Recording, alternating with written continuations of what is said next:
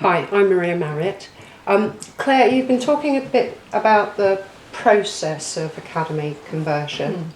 I suppose something that all governing bodies considering this need to think about is how much additional time is actually involved. Yes, it's a very good point to bring up, I think.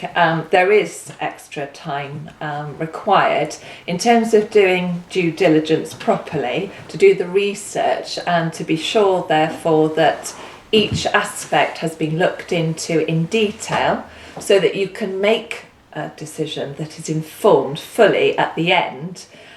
You do have to look into numerous different aspects, and it does take an enormous amount of time. Our Academy Working Group was meeting fortnightly at the outset, just to be sure, first of all, which areas we were needing to investigate, who was going to take a lead on them, and what was going to be done in terms of reporting that information back to full governing body. So it did take quite a bit of time just to sort of get the initial objectives and principles agreed for a spreadsheet. Is how we managed the process.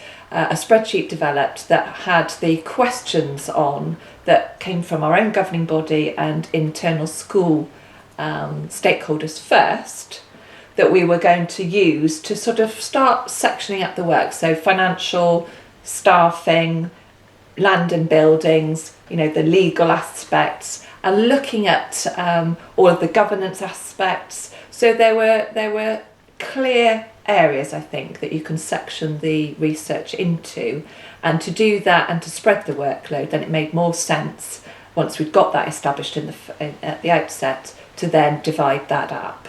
So that's the way that we managed it. I think it is fair and reasonable to consider that due to the amount of work involved, you do need to try to get everybody participating fully and effectively as possible. And that includes obviously not just the governing body members, but the leadership team members as well. So I would have to say, as a learning, that leadership capacity and capability are key aspects when looking at the research, but also more importantly, when you've made a decision in terms of implementation. If you do go down the academy route and setting yourself up legally, for one thing, as an independent school, and then managing all the procurement aspects that are required from a business perspective, it does take additional time and effort. And did your governing body have the full range of requisite skills that were required? Because I've been working as a clerk with a governing body that converted as an outstanding school early in the spring, and they are now in a situation where they are still dealing with some of the paperwork and aspects that are involved in that, and clearly detailed financial considerations, new policies, a whole raft of that. And if they haven't got the skills, what would you suggest they might need to do about that? Because presumably the 25k wouldn't cover everything. No.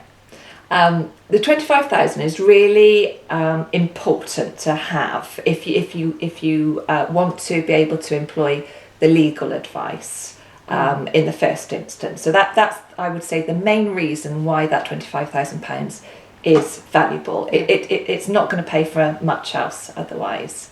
So in terms of the skill set available within the governing body as it stands, then yes, we did have the skills, the range of skills. So we had somebody that was a building construction specialist. We had somebody that's a procurement and project management specialist. We've got somebody who's a governance specialist. We've got education specialism in terms of curriculum. So there's a whole range of skills that were definitely available within the governing body and obviously strategic leadership team. So that is important, but it's also about then busy people trying to fit in additional meetings on top of your normal business as governors to look into all of these different aspects. So if you haven't got them, I would suggest the first thing might be to look at perhaps a skills audit, or perhaps utilising some of the £25,000 to buy in extra support, and that might mean project management. Because if I think about who was most critically involved, obviously the head teacher, but our head of business. So school business managers, they are key people that would be involved in conducting the research. If you want to be sure that when it comes to presenting the outcomes of your research to the full governing body for an informed decision, you need to have all that financial information readily available. I would suggest. Yeah. I know, again, perhaps the process has got something to do with it. For some schools, they do always talk about it being able to be completed within a 3-month period. 4 months, slightly longer if there's perhaps a PFI or complex shared land issues involved. But it sort of places an expectation that you will get through this process quickly. And I would just say that due diligence is more important. You are taking a very important strategic decision, whether you decide to go the academy route or not, but you are making a longer term decision about your school's future.